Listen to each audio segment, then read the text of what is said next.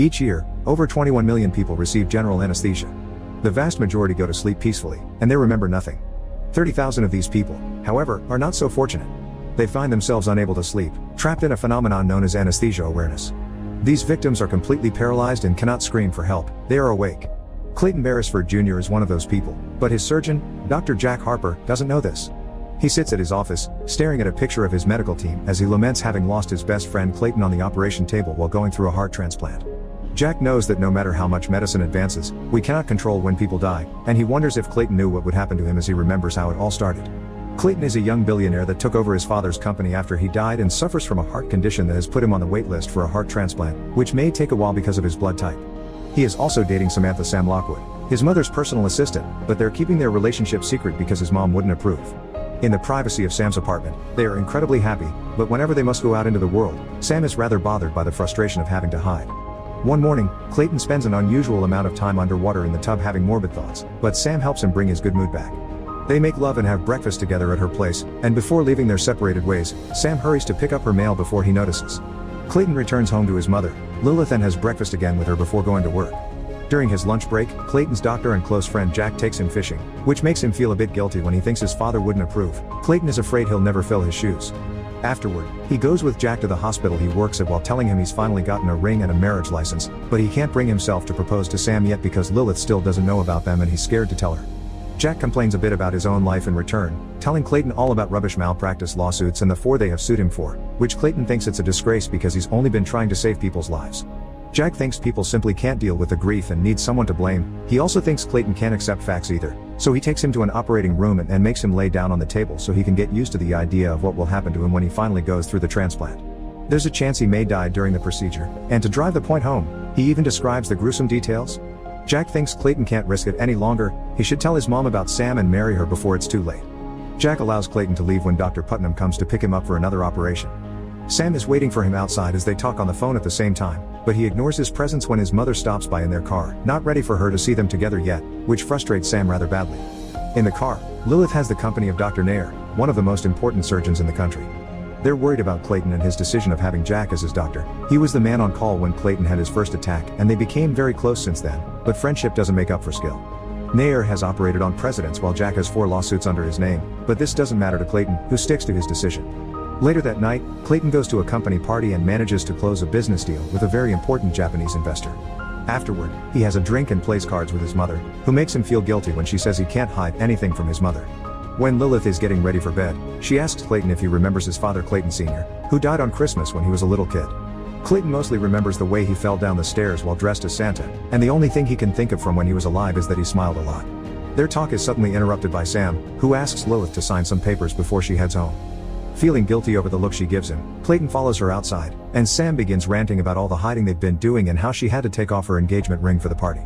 Clayton apologizes to her and asks her to come back inside with him to finally tell Lilith about them, who of course doesn't take it well. She thinks Sam has been nothing but a liar, that only knowing each other for a year isn't enough to get married, and that Clayton is too young to marry anyway. Disappointed, Clayton tells her he chooses Sam and leaves. Outside the house, Clayton starts to feel unwell, so Sam takes his pills from her bag and makes him take one as she apologizes for having made him choose. Clayton doesn't let her finish, instead he asks her to marry him right now in the middle of the night, which he accepts. Jack pulls some favors and gets them a minister that will marry them in such short notice and at such a crazy hour, and that minister accepts to bring his wife as Sam's witness while Jack will be Clayton's. The ceremony is short and sweet, and afterward, the couple goes back to Sam's place to make love. Their little celebration is suddenly interrupted when Clayton receives a very important message: a heart has finally been found for him. They rush to the hospital, where Jack introduces Sam to the team that will be operating on Clayton, Dr. Putnam, and Nurse Penny Carver. Clayton also learns that his mother is there. She was called because her name was on Clayton's call sheet. Lilith has brought Dr. Nair with her again, trying to convince Clayton to let him do the surgery instead of some second-hand doctor. But after watching Jack and Nair snark at each other, Clayton still turns down the offer and leaves to get ready for the procedure while Sam waits in the awkward company of Lilith, who refuses her help when she gives her a tip on how to make the vending machine work. In the operating room, Jack and Putnam are surprised to hear that their usual anesthesiologist couldn't make it because he was sick, so instead they'll be working with Dr. Larry Lupin. This worries Putnam, but Jack assures him things will still be the same. Lupin swiftly injects the anesthesia into Clayton's body, and he slowly goes under, closing his eyes and thinking of Sam. His happy thoughts are interrupted when he notices he can still hear the doctors talking and touching his chest. He's suffering from anesthesia awareness. He wants to warn the doctors of this, but he can't. It's only his mind that is awake, not his body. This means that when the procedure finally begins, Clayton feels all the excruciating pain from being cut open. He tries to distract himself by thinking of Sam and all their moments together, but suddenly his memories change to the night his father died, his burial, returning to school, taking over the company, and meeting Jack when he had his first attack. The doctors accidentally break one of Clayton's ribs when opening his chest, but at least they're inside now, so the worst of the pain is over. Clayton continues to think about the day he met Jack, how he invited him to his office after the operation because allegedly he likes to do a follow-up with patients he saved. Those memories are followed by Sam being hired by his mother and how they got to know each other better. This helps him ignore the doctor's talk. Meanwhile, in the waiting room, Sam and Lilith are awkwardly sitting away from each other while waiting. A doctor comes by and tries to hit on Sam, saying he's seen her around before, but she cuts him off by showing him her wedding ring. This is the way Lilith learns about the wedding, causing her to get even angrier. A moment later, Sam accidentally drops her bag on the ground and a bunch of pill bottles rolls out of it. She explains to Lilith that they're all Clayton's, and he likes her carrying them around so she can stop him from eating them like candy, which could cause him to odd. She also asks to please approve of them because Clayton can't lose another parent, and Lilith finally gives in, telling Sam to take care of him as she hugs her. Back in the operating room, Clayton continues to think about Sam while the new heart arrives. Jack and Putnam tell Lupin to take a break since he won't be needed for a while, and as soon as he leaves, Jack confesses he's extremely worried because he thinks Lupin has been sent to spy on them and there's a chance someone learned they've been pushing Clayton down on the donor list. After sending Penny to keep an eye on Lupin and try to find out what happened to their usual anesthesiologist, Putnam asks Jack to stop being paranoid and follow their plan. He must poison the heart by injecting doxorubicin in it to trigger rejection and kill Clayton.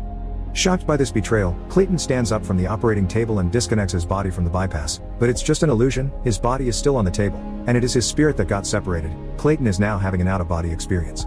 He starts thinking about all his time together with Jack and all the clues he should have seen before, like Jack always complaining about all the lawsuits from patients and their strong reaction to having a new anesthesiologist.